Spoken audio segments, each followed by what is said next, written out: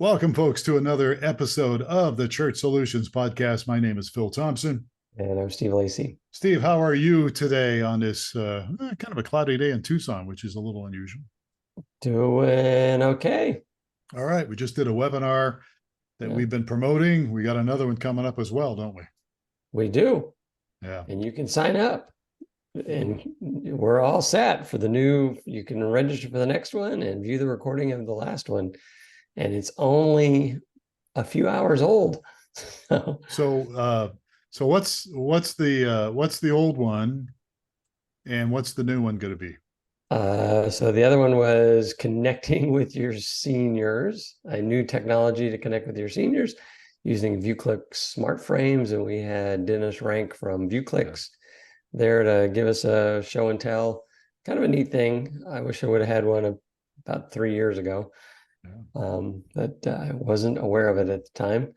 And then the one coming up is unlocking your church services. We have a toolkit for promoting your church services. I haven't memorized the title yet. So you're grinning so much, huh? I'm laughing because the behind the scenes, people don't know. We've been doing webinars every month, and we're a tech company, but we do a lot of things, and one of those is provide resources, which is what this podcast is all about. And we always kind of have this big deal about, okay, what are we calling this webinar? And we always have, we come up with long titles or something, and it's always this back and forth thing. But yeah, so anyhow, it's a toolkit to promote your church or your Christmas services. That's right. So a bunch of stuff, emails, announcements, graphics, sermon notes, all kind of stuff. Mike Gray's putting it all together. He's much more well versed in this than I am. Yeah, and the idea again behind what we do here, besides streaming video, is provide resources for people involved in ministries and churches and all that stuff. And so that's part of the deal. So just go to, where do they go? Webinar.streamingchurch.tv. That is correct. All right, that's where they can go. All right. So let's talk a little bit today. Our guest here is Paul Zolman, and he's an international best-selling author.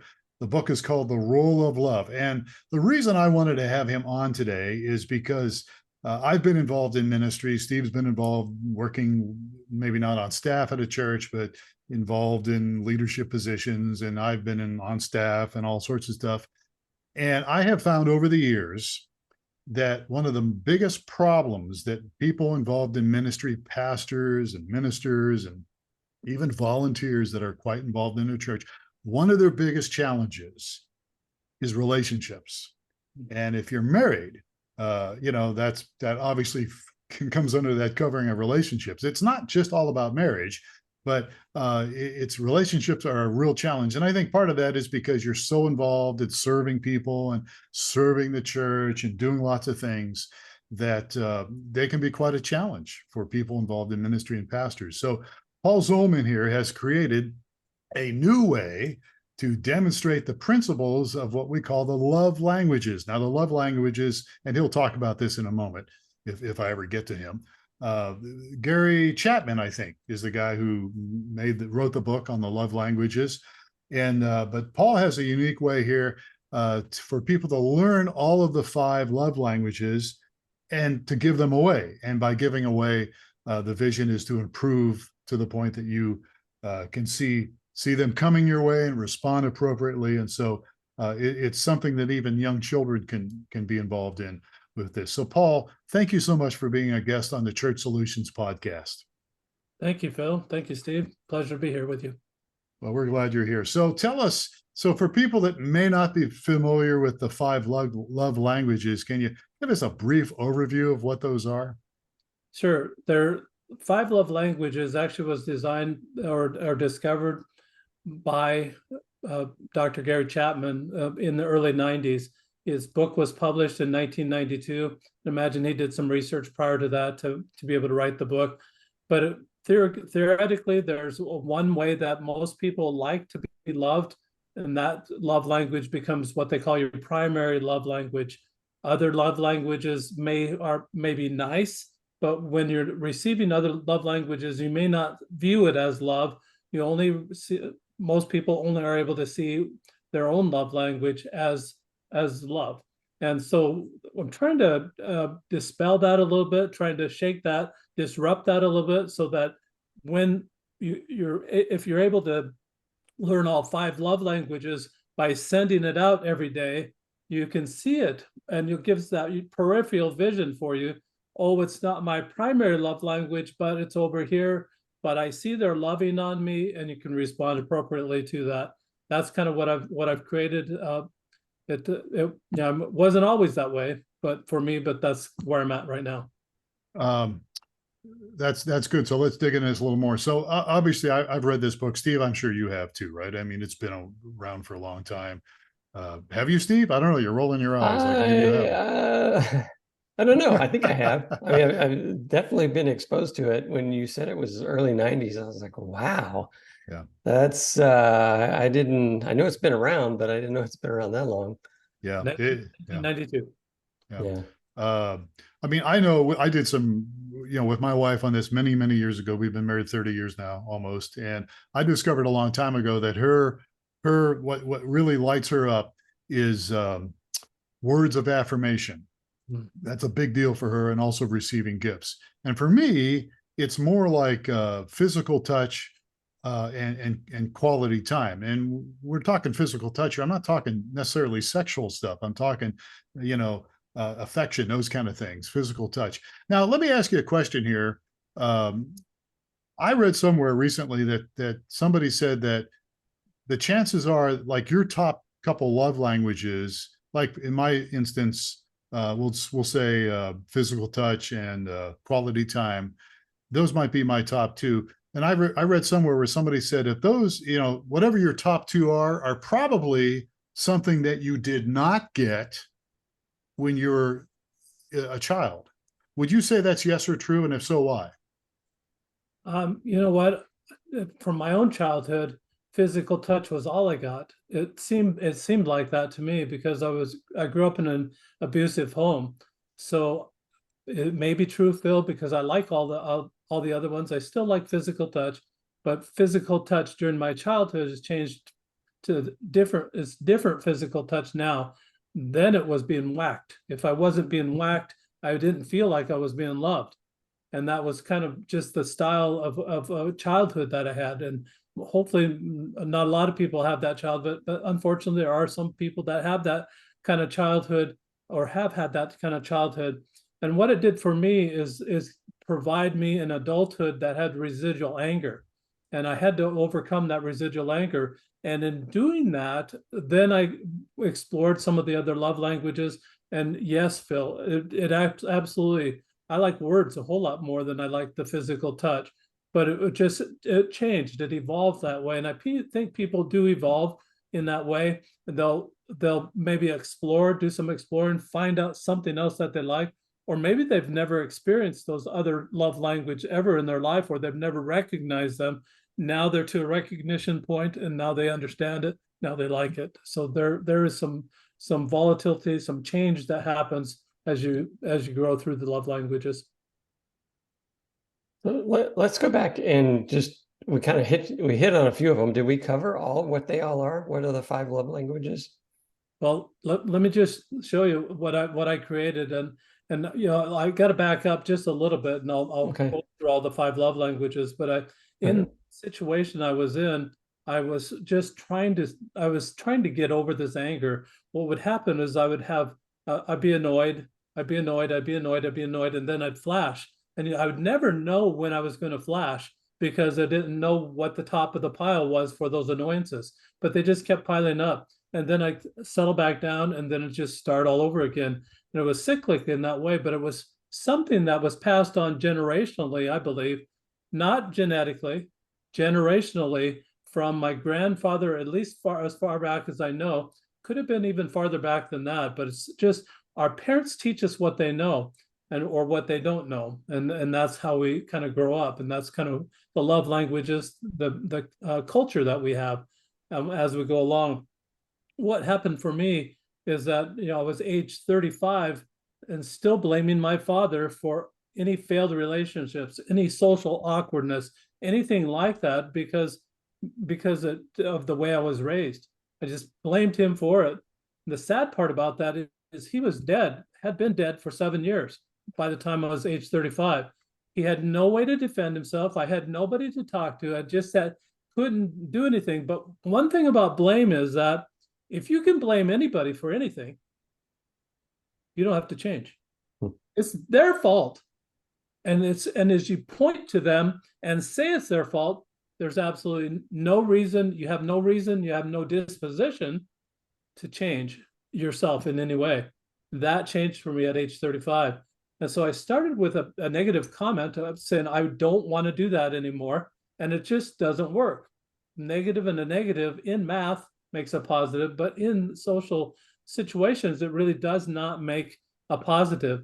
So I had to work through that, and I believe that part of this anger and these flashes was contributory to the demise of my first marriage. After 23 and a half years and 8 children, we parted ways. I had the primary custody of the children, and I would on the weekends I did not have the children. I would be going out, having a midlife crisis, going out doing destination dating. So online, I'd find someone in a different city. We'd choose a city to have a date in, and then I'd go there and we have the date, and I'd come back. And so it was fun. It was great fun. I did it for a year and a half. And I went to Jacksonville, Florida, and Daytona Beach, and Atlanta, Georgia, and Nashville, Kansas City, New York City, Cabo San Lucas, Phoenix, Salt Lake City, Las Vegas. All these places I went looking for love, as the song says, in all the wrong places. Could not find it in anywhere. So I'm divorced now, and I'm living in Phoenix after all that. And my sister, my older sister, I'm a thorn between 2 roses at the end of the pecking order in my family. I'm number 10 of 11 children. So I toned it down. I only had 8 children. My father had 11. My children only have 3. So it's really kind of that generational thing isn't passing on. We can change these generational pass on things. So my older sister, and as number 10, I didn't really have any opportunity growing up to make too many choices because they were all made by my older brothers and sisters, my older siblings. And so my sister calls me. She says, I have this neighbor that has kind of a nice disposition similar to mine that she wants to introduce to me. She's 7 hours away. I said, you know what? I'm done destination dating. I don't want to do it anymore. And so she said, oh, come on. And you got to do what big sister says when you're in number 10 of 11 children. You can do it. So I started just half-heartedly corresponding through email and messenger, and nothing too fancy. Didn't even do phone calls yet, but started that way and just got some letters back, and it was just fun. It was just really a fun situation, something totally unexpected, because I wasn't even trying, but it was unexpected, and love kind of comes that way. So we started developing a little relationship. I decided to move up close to where my sister was and date this woman just a little bit more. We came to a point that it was time for big brother approval. You know, I always have to have that. So I had to take this woman to Big Brother. Big Brother lives 300 miles north of where I'm at. And when I went up there, when we went into the home, my sister-in-law immediately pulls her aside and said, the only emotion that the Zolman family learned growing up is anger. At first I said, denied it. Then it made me mad. I thought, she nailed it. And from that point in time, I thought, I've got an opportunity here. Either I can stop this and change that perception of the Zolman family, or I stay the same. And I decided I wanted to do something about it. So I started reading the color code and the 5 love languages, and really liked the principles of love languages because, as we've already identified, they reconcile to the life of Jesus Christ. He actually touched people. He spent time with people. He served people. He had the gifts of the Spirit, and we absolutely love his words. All 5 love languages that we're talking about are things that Jesus Christ did. So we wanted to make sure that I was in that line, aligned with that, but I could not understand the application. And the application, as I understood it from Dr. Chapman, was, well, if Steve and Phil, if I guess what your love language is and I cater to that, we're going to be buddies. I'm a bad guesser. It's not going to happen. that didn't work for me. So the second thing was that, well, if you take this survey, then I can find out what my love language is. What do I do with that? Do I advertise? Hello, Phil. I'm gifts. What do you have for me today? I mean, it's just that to me was very awkward. Just remember, I came from a background there that love was kind of really back burner stuff. But I do remember times that, as in that background, that we played games, and it brought the family together a little bit. So I thought, well, what if I could make this a game?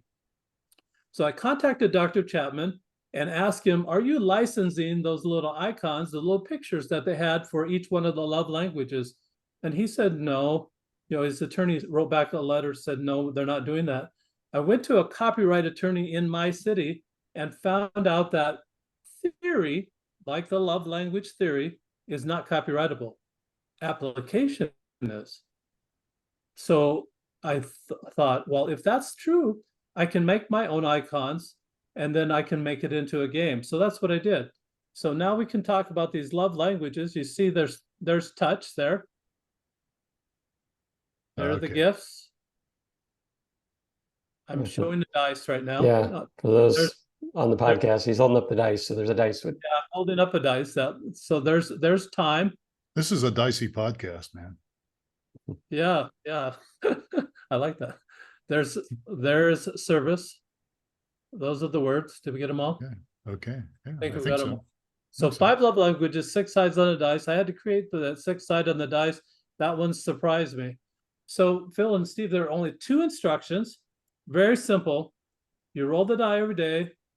That's the love language you practice giving away all day that day, all day. So it's not like, woohoo, I did the dishes, I'm done. It's not an event anymore. It's a character trait. Let me tell you why it turned into that for me. When I read Dr. Chapman's book, he said only significant others. I was single. I didn't have a significant other. Who was I going to love? So I decided at that moment, well, I'll just love everybody. I send it out.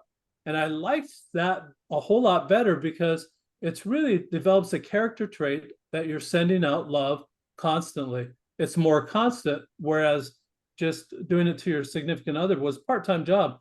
Hardly anybody I know is with their significant other 24/7. Hardly anybody. So it's doing it all the time to everyone that you come in contact with.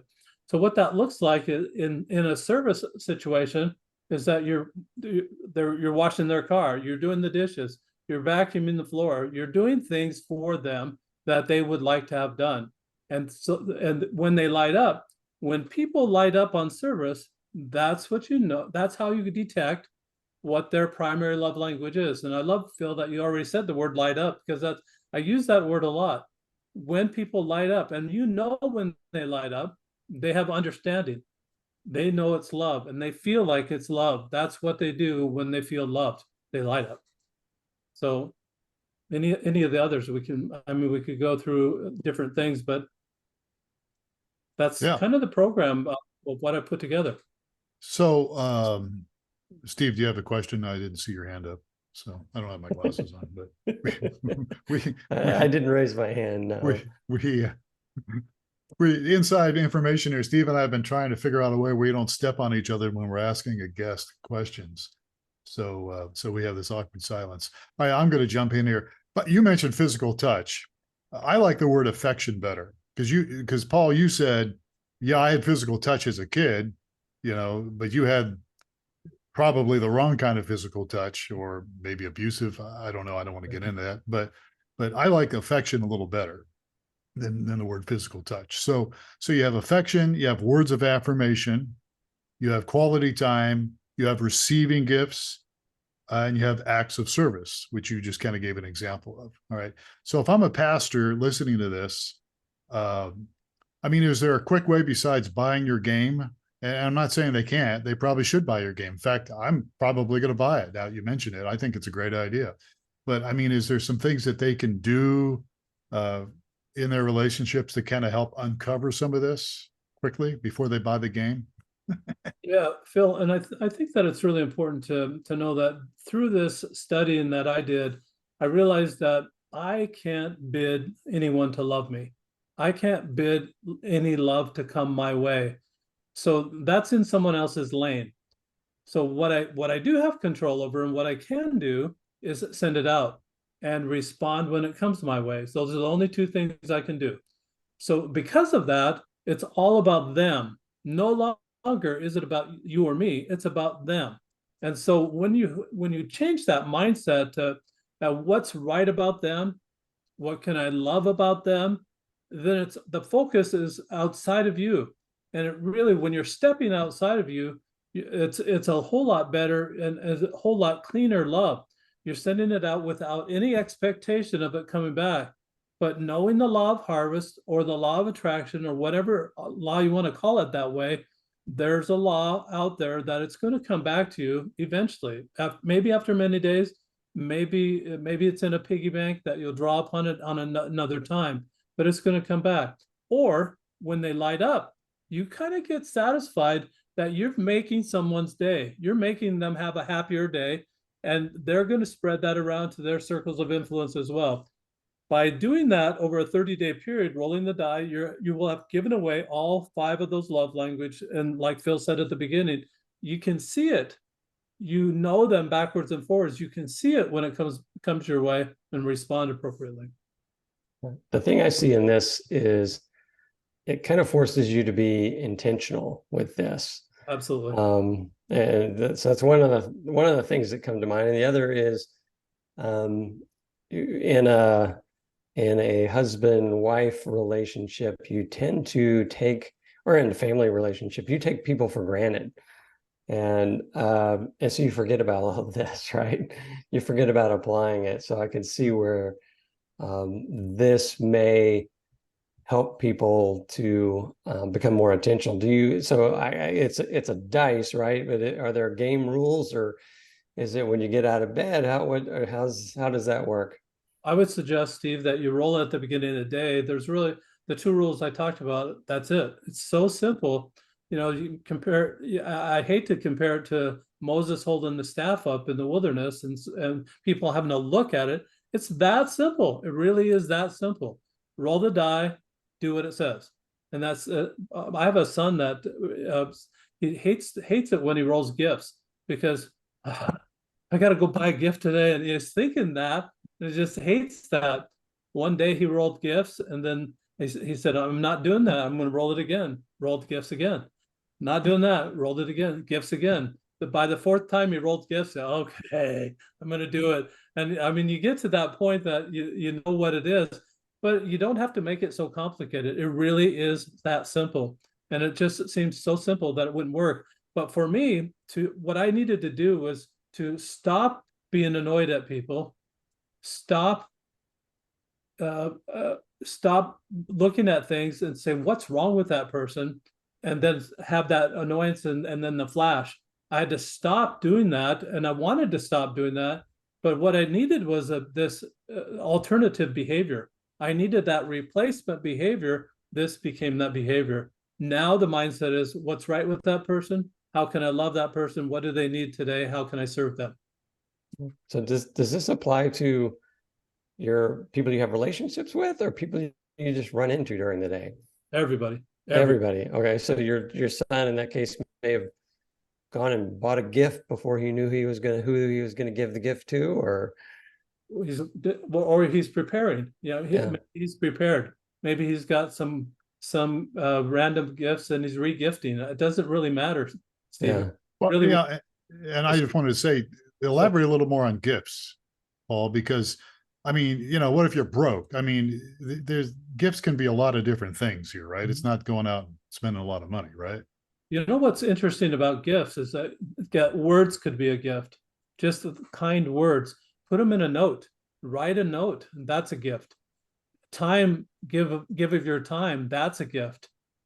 Service is a gift, and the time that it takes to do that, it's just you're giving your time. And time, I mean, you're going to pay yourself for your time. You could, I guess, but most people just would donate that. Yeah. There's a little store down the street here, a local little market, and they have at the checkout counter, they have some of these flowers that they're pretty reasonable. I mean, it's not like a big, huge bouquet, but and sometimes they're not in the greatest shape, and sometimes they'll give me a little discount on the flowers, but I'll get them and I'll bring them home, and it just my wife just lights up, you know. And you know, you can bring me flowers and I'm like, oh, that's really nice, but it doesn't really float my boat, you know. But again, you don't have to spend a lot of money. And like you were just saying, it can be a lot of little things. It could be a little card, could be something. I wrote a poem for my wife recently that she just loved, you know, and maybe hopefully she'll keep it and read it after I'm dead, you know. I don't know. But I think those kind of things make a big difference. Yeah, I like that, Phil, that you took your wife likes words and she likes gifts, so you put it together and wrote the poem. The poem became a gift, and it also was what was the words that she loves, and of course she'd love that. It hits it on two cylinders there. Yeah. So do you find yourself at the end of the day going, I didn't spend my die? Or how does that go? I carry one in my pocket, Steve, just in case. Yeah. Oh, no, but you know, you roll it in the morning and you say, you know, whatever it may be, act of service, and you're getting towards the end of the day. I mean, how it's And just, he hasn't done it yet, you mean? Yeah, you yeah, forgot you to haven't do done it yet. Yeah, you haven't done it yet. You haven't found that person, or you haven't, yeah. Well, Steve, just like I said, it's not like I did the dishes, hoo-hoo, I'm gone. It's not an event anymore. So it's watching, it's actually intentionally, like you said, purposely watching for opportunities all day long. That's the mantra of the day. That's the theme of the day. That's what you're doing. And rolling the die is kind of exciting because it's randomized. Something that's new. No longer is your day willy-nilly, like most people have their day. I'm going to get mad if I'm going to get mad. I'm going to be happy if I'm going to be happy. And whatever comes, what may.